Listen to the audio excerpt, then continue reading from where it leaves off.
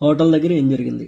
Last వీడియోలో చెప్పినట్టు flight and cab delay అయిన తర్వాత మేము హోటల్కి అరౌండ్ 11:30 PM అనుకుంటాం రీచ్ అయిపోయాం. క్యాబ్ దిగిన తర్వాత హోటల్ ముందు కొంచెం దూరంలో ఇద్దరు వ్యక్తులు కనిపించారు. వాళ్ళు మమ్మల్ని గట్టిగా పిలుస్తూ మా దగ్గరికి వచ్చి అది డేంజరస్ ప్లేస్, వెళ్ళొద్దని చెప్తున్నారు. ఎందుకని అడిగితే వాళ్ళు కూడా సేమ్ హోటల్ బుక్ చేసుకున్నారంట, కానీ చెక్ ఇన్ ఇవ్వలేదంట. ఒకరు న్యూజిలాండ్ నుంచి, ఇంకొకరు వేరే కంట్రీ అని చెప్పారు. అందులో ఒకరి ఫేస్ మీద కొంచెం బ్లడ్ మార్క్స్ అవుతున్నాయి, కొన్ని దెబ్బలు తగిలినట్టయితే అనిపించింది. ఏం జరిగిందని అడిగితే హోటల్లో ఒకడు నన్ను అటాక్ చేశాడు, ఓనర్ మేబీ తాగేసి ఉన్నాడేమో అని చెప్పి అంటున్నారు.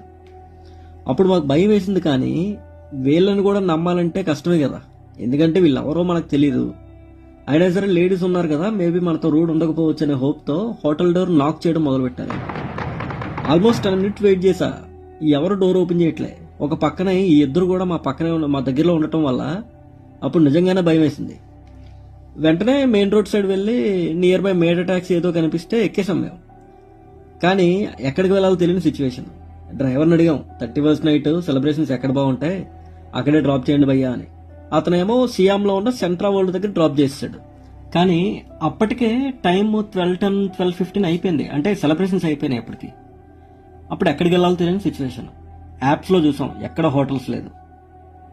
అక్కడ మొదలైంది టెన్షన్. ఆ రోజు నైట్ ఏం చేసాం, ఎక్కడున్నాం, ఎలా గడిచింది అనేది నెక్స్ట్ వీడియోలో చెప్తా.